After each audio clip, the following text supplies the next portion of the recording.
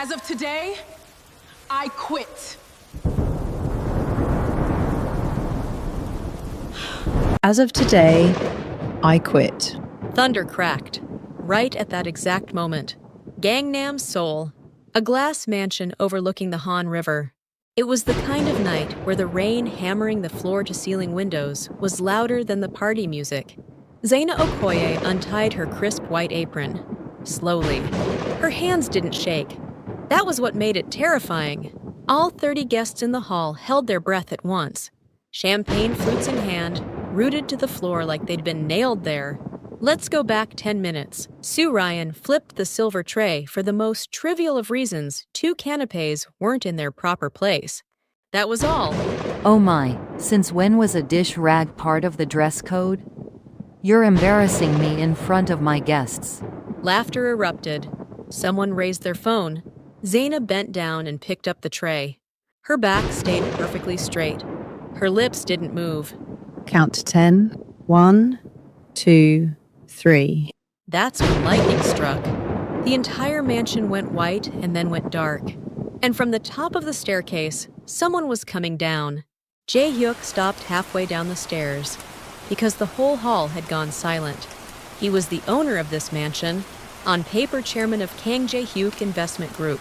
Off the books, he was the kind of man who made half of Seoul's underworld lower their voices when his name came up. And that man had stopped cold, looking down from the stairs at a woman on her knees in the middle of the hall, picking up a tray. Zaina looked up. Their eyes locked. Nothing but rain. Who is she? Suryeon stepped forward. Her hand went up. Before it could come down, Raise that hand one more time, and the person walking out of this house tonight is you. the music cut out. Somewhere, a champagne flute hit the floor. Jae-hyuk, what is the meaning of? Say goodnight to the guests. Party's over. Suryeon's face drained of color. It wasn't anger. It was fear. Jae-hyuk finished coming down the stairs. He stood in front of Zaina. Up close, her eyes weren't trembling at all. What's your name? Zaina Okoye, Where are you from? New York. And you were going to quit? Zaina pressed the apron into his hand. Then she looked him dead in the eye. Up until a minute ago. Thunder rolled again. The rain outside the glass came down even harder. The corner of Jae-hyuk's mouth lifted. Just barely, almost too small to catch. And now? Zaina didn't answer. She just looked at him. On the night the rain swallowed the mansion whole, Seoul's most dangerous man and the woman with the steadiest eyes, that was how they first met. With the party guests gone, the mansion was nothing but the sound of pouring rain. It took Jae-hyuk exactly 3 minutes to have Suryeon's things put outside the front door. He didn't say a word. No explanations. That made it crueler. Jae-hyuk, who is that woman? You're throwing me out over some maid. Close the door on your way out. Yourself. Suryeon left. Into the rain. Jae-hyuk turned around. Toward Zaina, still standing in the middle of the hall. Where's your luggage? Excuse me. Room on the 3rd floor, far end. Take your bags up there. I told you, I quit. You said up until a minute ago. Zaina stared at him. He'd already turned his back to her. Her hand brushed the inside pocket of her coat. Nothing there? Not yet. 3 days. 3 days is all I need. That was the real reason Zaina Okoye chose to stay in this mansion. Zaina had come to this mansion 3 days earlier. Interpol's Seoul liaison office. A cramped conference room where one fluorescent light kept flickering. The briefing was short. Intel had come in the core hub of Seoul's underground money laundering network, was located in the basement of Jae-hyuk's mansion. There was only one way in to get inside. Zaina closed the folder. No questions. She didn't know his eyes back then. The way they paused on the staircase, that brief moment of stopping. The moment feelings get mixed in, the mission falls apart. Remember that. The early hours of the following morning. The mansion was asleep. Zaina found the staircase leading to the basement. Behind the kitchen refrigerator, one floor tile was a shade newer than the rest. That was the clue. The stairs went deep. The smell was different paper and ink and old iron. When Zaina reached the door, she heard voices from inside. She held her breath. Her heart was racing, but her feet didn't move. The door opened. It was Jae-hyuk. The two of them came face to face in the dark, in a hallway where a single fluorescent light was flickering. Do you know where you are right now? Zaina didn't change her expression. I got lost. Down to the second basement level? Silence stretched between them. He looked her over. Not suspicious eyes. Eyes that were trying to read her. Head back up. The moment Zaina turned to go, his hand hit the wall right beside her shoulder. Next time you get lost, ask me first. His voice was low. Whether it was a warning or concern, Zaina couldn't tell. He's dangerous. This man. The evening of the third day, Jae-hyuk was standing by the study window. For the first time, Seoul's sky was clear. The rain had finally let up. Zaina brought coffee. She set it down and was turning to leave when… What part of New York? Harlem. From there to here, why? Zaina paused for just a moment, looked out the window. It's the job. Jae-hyuk picked up the coffee cup, took a sip. Just that? Zaina didn't answer. She walked toward the door, but her steps were a little slow. Without even meaning to, just a little, Jae-hyuk saw it and said nothing. Early morning, day 4. Seoul's lights lay low outside Zaina's window. She hadn't slept. She couldn't. Jae-hyuk's file was open on her laptop. Organizational charts, money flows, offshore account numbers. But Zaina's eyes weren't on the documents, they were on the window. Why does that look in his eyes keep getting to me? That's when her door opened, without a sound. Jae-hyuk! He looked at the laptop screen, looked at Zaina, looked at the screen again. Silence stretched. A long, long time. Interpol? Zaina didn't close the laptop. She didn't run. She just looked at him. Yes. One word. But that one word changed everything in the room. From the beginning. From the beginning. Jae-hyuk's jaw went tight. Something shifted in his eyes, somewhere between going cold and falling apart. You came to arrest me. Zaina stood up from her chair, faced him. I'm a special agent with Interpol. I didn't come to arrest you. I came to keep you alive. Jae-hyuk laughed. It wasn't a laugh. You think that makes any sense? Tonight at 11, someone inside your organization makes their move. You're the target. Jae-hyuk stopped laughing. The reason I've been here 3 days isn't only about your file. The route they're using to get to you, it runs through this mansion. I saw it in the basement. Silence. Not even rain. Seoul's pre-dawn was holding its breath. Why are you telling me this? If arresting me is the goal, you could just stand back and let it happen. Zaina hesitated, because even she didn't know the answer.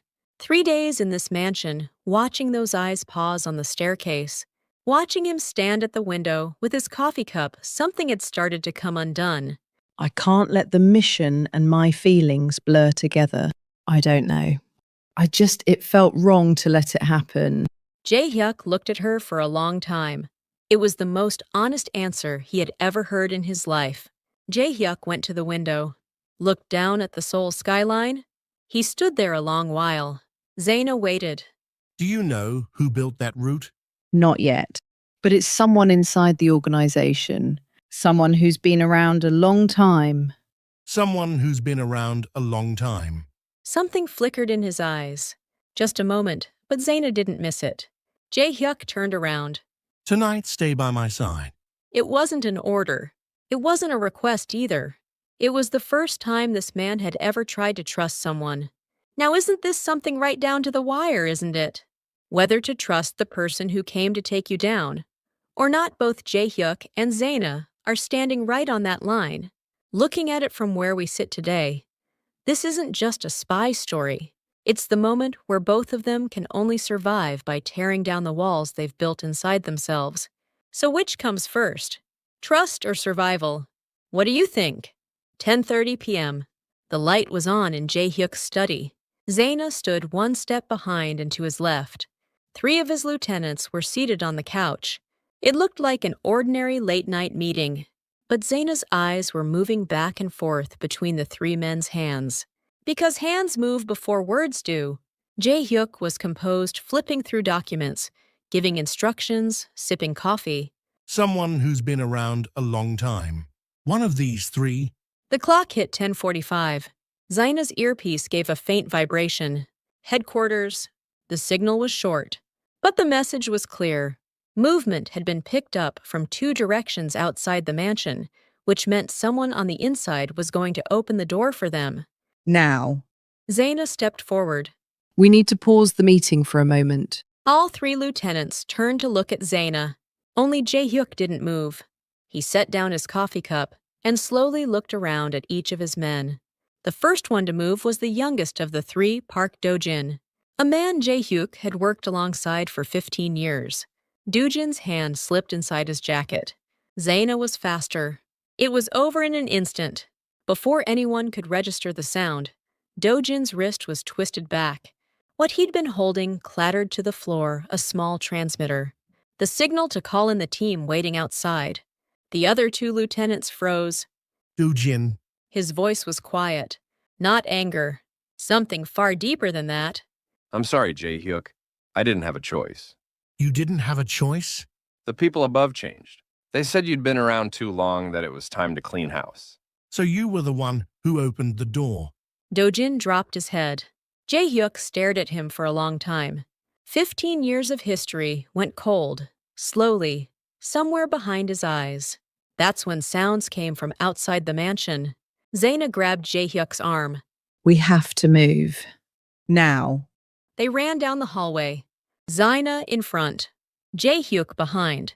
Their footsteps echoed off the marble floor. They cut around the corner of the staircase and hit a wall. 2 masked figures were coming up from below. Zaina stopped, grabbed Jae-hyuk's hand, pulled him in another direction. Her hand was warm. Jae-hyuk felt that warmth. Right here, right now, of all things. This woman, isn't she scared of anything? The back door to the study. Zaina knew about it. 3 days of memorizing this mansion had paid off. They pushed through the door, and the rain was coming down again. At the far end of the garden, in front of the wall, the 2 of them stopped. Footsteps were closing in from behind. Can you get over? Can you? You go first. We go together. Jae-hyuk looked at her. In the rain, out of breath, cheeks flushed, Zaina was looking straight back at him. That was the moment. The first time I ever wanted to protect someone. The first time I ever thought about putting the gun down, all of it. Every bit of it is because of you. The rain swallowed everything. Zaina said nothing. She just took his hand. The 2 of them went over the wall. Together. Into the Seoul rain. Side by side, they disappeared. 3 days had passed. An old motel on the outskirts of Seoul. A small room with a flickering fluorescent light. The 2 of them were there. Zaina opened her laptop. The headquarters report screen was up. The cursor was blinking right over the submit button. Jae-hyuk was sitting in the chair by the window, looking outside. He hadn't said a word. 3 days in a row now. 1 click. That's all it takes. And it's over. The cursor didn't move. Send it. Zaina looked up. The report. Send it. That's your job. Jae-hyuk. I know how this ends. He was looking out the window. Seoul's sky was clear for the first time in a while. The rain had finally run dry. What a ridiculous time for this. Sky, why are you clearing up right now? Zaina closed the laptop. You know you're not supposed to do that. I know. Just give me a minute. Do-jin turned himself in that night. He gave up 3 names from the upper ranks, names deeply embedded in Seoul's business and political circles. Interpol and the prosecutor's office moved at the same time. Suryeon was different. She wasn't a traitor. She'd just been someone who liked Jae-hyuk's money, but was too afraid of his world. The mansion was sealed off. The documents from the basement were handed over as evidence. Jae-hyuk's name was left off the list of indictments. Zaina's final report had 1 extra line added at the bottom. Subject provided internal intelligence and cooperated fully with the investigation.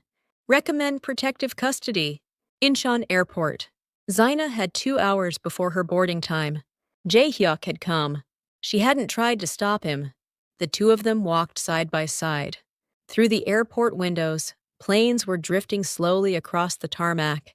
What are you going to do in New York? Work. Go undercover as some rich guy's maid again? Zaina laughed.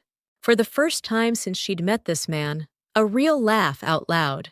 Next time, I'm going with a better cover. Like what? That's classified. Jae-hyuk stopped. Zaina stopped too. I walked away. I know. The organization, the mansion, all of it. Handed everything to my lawyers. And? And now, I'm just a regular person. Not dangerous. Zaina looked at him.